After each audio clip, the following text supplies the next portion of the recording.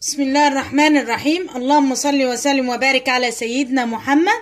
هنعمل النهارده حبايبي الناجتس بطريقه سهله وموفره جدا، وهنطلع كميه حلوه جدا من كتف فرخه. بصوا، اول حاجه هنعملها احنا هنفرم الفراخ دي الاول.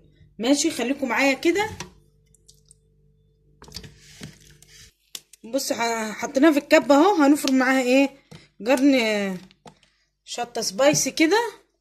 وبصوا اللي مش حاببها ممكن يحط الفلفل الرومي العادي او الفلفل الالوان الاحمر والاصفر عادي يعني. اهو شايفين يا حبايبي.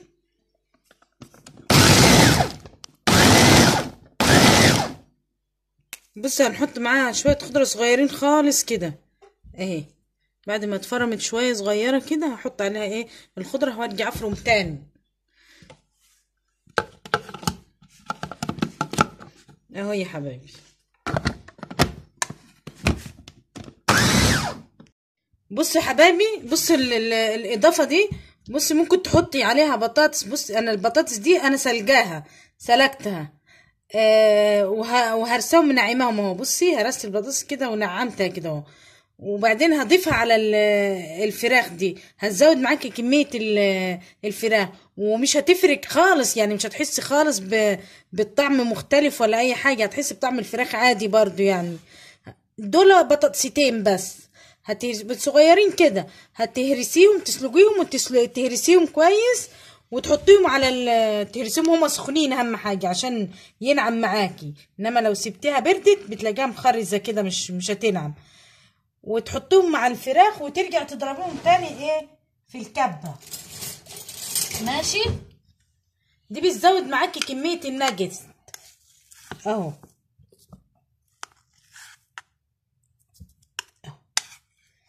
اهو يا حبايبي، مش هتحسي باختلاف، مش هتحسي ان هو الطعم متغير ولا اي حاجه خالص. هو هيبقى طعمه حلو برضو اهي. هنبدأ نضربهم كده كويس مع بعضيهم كده، نخلطهم مع بعض. اللي مش عايز يحط البطاطس برضو عادي، مش هتفرق على فكرة. عادي، اللي مش عايز يحط البطاطس ما يحطهاش عادي. ممكن يشتغل بالمقادير اللي احنا عملناها في الاول دي بس كده يستكفي بيها وخلاص. لكن انا هضيف عليها البطاطس لان انا بعمل وصفة اقتصادية. بصوا شايفين يا حبايبي اهي. هننزل كده عشان هي ماسكه، عشان تجيل الخليط تجيل فماسك في بعضه. بصوا شايفين، هي اغلبها فراخ على فكره يعني. هي البطاطس حاجه بسيطه بس خالص. اللي مش عايز يحط زي ما اتفقنا ما يحطش. مش عايز يحط بطاطس ما يحطش اهو. بس انا بوريك انه ممكن يبقى عندك يعني حاجه بسيطه من الفراخ وتزوديها بطاطس وهتبقى طعمها حلو. اما احنا بنجيب بتاعت الشركات دي بتبقى والله يا عالم بتبقى مخلوطة ايه اصلا اهو، وبتبقى غالية اهي يا حبايبي اهو زي ما انتوا شايفين اهو.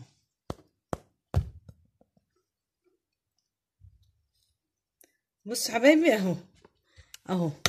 هننزل الخليط كده في الطبق وهنكمل بقية الوصفة. هننزل الخليط كده اهو، وبعد كده اقول لكم هنعمل ايه.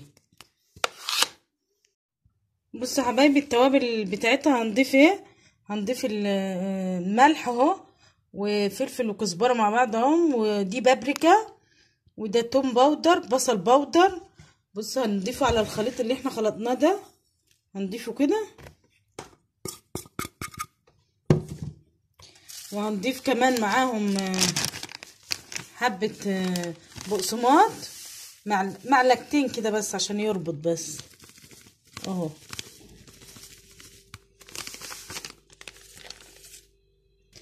وهو نحط معلقه بيكنج باودر. البيكنج باودر بيخليها ايه خفيفه وهشه. هتحط فيها معلقه بيكنج باودر كده اهي، عشان ده بيخليها تنفخ معاكي في الزيت، ما يخليهاش مكتومه. وهنقلب كده الخليط ده كله في بعضيه كده اهو هتجربيه حلو كده اهو. بصي يا حبايبي انا جهزت الصينيه دي اهو. الصينيه دي حطيت عليها، فردت كيس التلاجة اهو، وفردته وحطيته على الصينيه عشان لما اجي احط عليها الناجز ما يمسكش ما يلزقش في الصينيه. بصوا وجهزنا برضو حبه زيت عشان هنقطع بيهم الفراخ. وادي الخليط اهو بعد ما خلطناه اهو بعده اهو يا حبايبي. بصوا هنبل ايدينا زيت كده اهي. هتحطي في ايدك كده زيت كده اهي يا حبايبي. وبعدين هتمسكي كده حته كده من الخليط ده اهو. هنمسك كده حته من الخليط عشان ما يمسكش في ايدينا. حطي زيت عشان ما يمسكش في ايدك اهو. بصي هنعمل ايه، هنبرمه كده اهو. برمتيه كده اهو، برمناه كده زي الصباع كده. بعد كده هتنزل عليه بقى اهو، هتدوس عليه كده اهي وتسويه كده. ده بيبقى زي بتاع بره كده نفس التشكيل. ممكن تشكل اي شكل تاني بس انا بقولك يعني عشان ايه يبقى نفس تشكيل اللي هو الجاهز ده اللي بنجيبه جاهز اهو. شايفين اهي. هنحطها كده على كيس التلاجة كده اهي كده.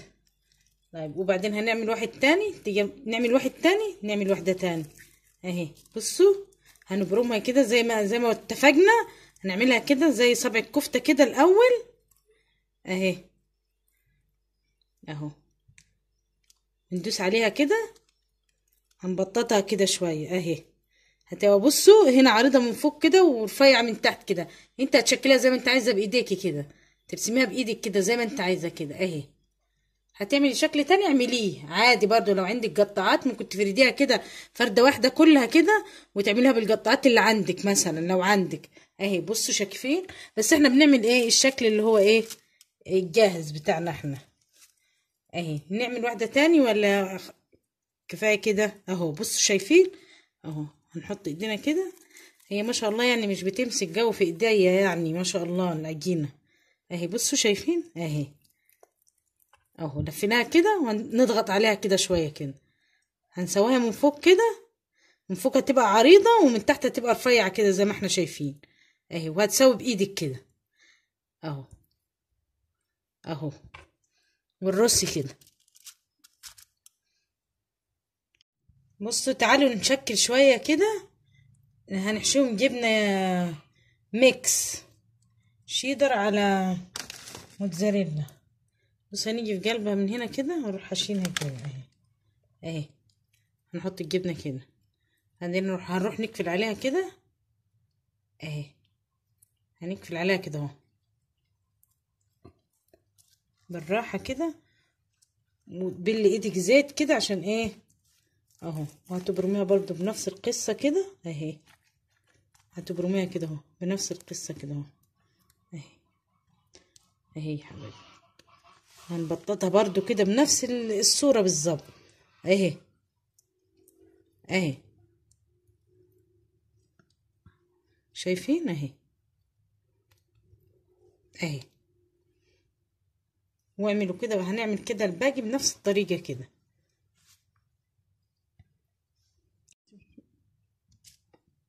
بص يا حبايبي اديني ايه ادينا احنا بصوا عملتم خلصتم اهو ما شاء الله. نطلع كمية حلوة صلاة النبي. تقدر تفرزي منها في الفريزر لان هي كمية حلوة ما شاء الله بصدر فرخة بس. بصوا هنعملها. انا حطيتهم في التلاجة بعد ما خلصت عشان تبقى ماسكة نفسها. بصوا اهي ما شاء الله زي بتاعت بره بالظبط اهي ما شاء الله. بصوا هنعمل ايه. هنحط في الدقيق كده. بصوا الاول انا عامله ايه خلطه فيها بيض ولبن وتبلتهم حلو خالص. تبلتهم بالفلفل والملح اهو. وبعدين اعمل ايه وجايبه دقيق. كانت بتعمل البقسماط العادي الدقيق والبقسماط او كورن فليكس اللي هو بتاع مقرمش الفراخ المقرمشه. بس انا عشان ما لقيتش كورن فليكس عندي هنا فرحت حاطه البقسماط وجايبه كيس توريتوس ودقيته كده وحطيته يديله طعم ويديله شكل حلو. بص هنعمل ايه اهو. هتعملي كده في الدقيق كده وتنفضيه اهو. وترجعي تحطيه كده فين؟ في البيض اهو، في البيض واللبن اهو.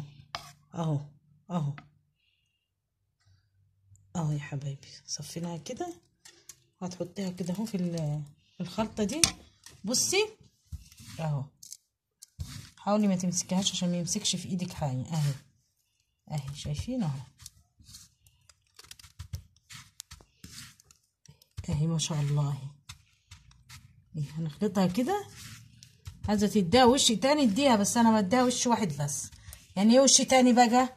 يعني انت بعد ما حطيتها كده ترجع تاني تحطها في البيض واللبن هنا اهو كده، وترجع تاني على الخلطه بتاعت البقسماط. لكن انا هعمل وش واحد بس عشان يبقى باين طعم الحاجه فيها. اهي شايفين شكلها يا حبايبي. هنحط هنا كده ونرجع نعمل واحده تاني كده اهي. اهي يا حبايبي، ونرجع نحط في البيض واللبن كده اهو.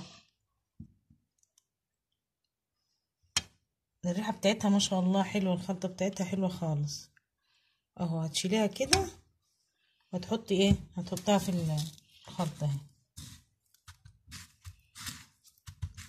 هي عشان انا اللي عامله الفريزر طبعا فماسكه نفسها.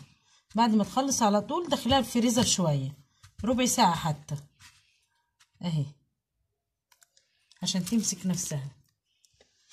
بص انا هخلص الكميه دي كلها. يلا بص يا حبايبي، انا سخنت الزيت اهو على النار وهنجلي النجت اهو.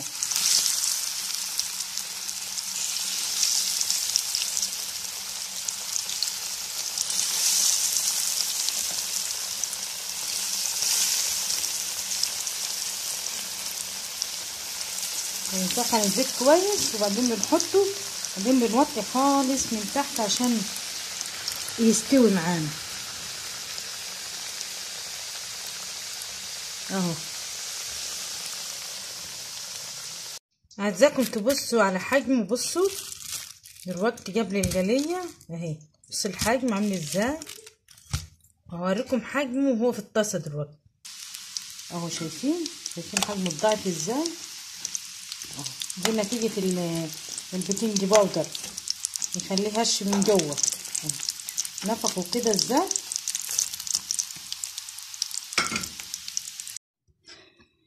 شايفين يا حبايبي اهو النجس.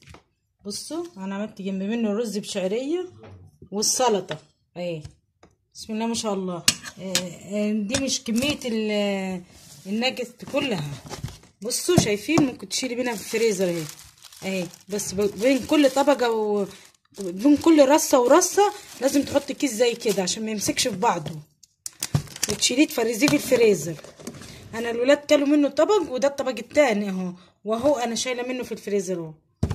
بصوا شايفين. تعالوا ندوق الفراخ. متو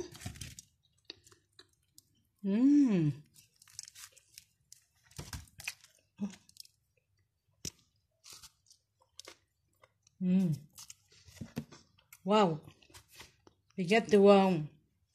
حطوا لايك يا حبايبي للفيديو. انا بتعب جدا على فكره في الفيديوهات دي والتصوير. حبايبي فرحوني وحطوا لي لايك حلو كده واشتراك وربنا يحسن ما بين ايدينا وايديكم جميعا يا رب ان شاء الله. يلا حبايبي صلوا على النبي. حبايبي يلا، السلام عليكم.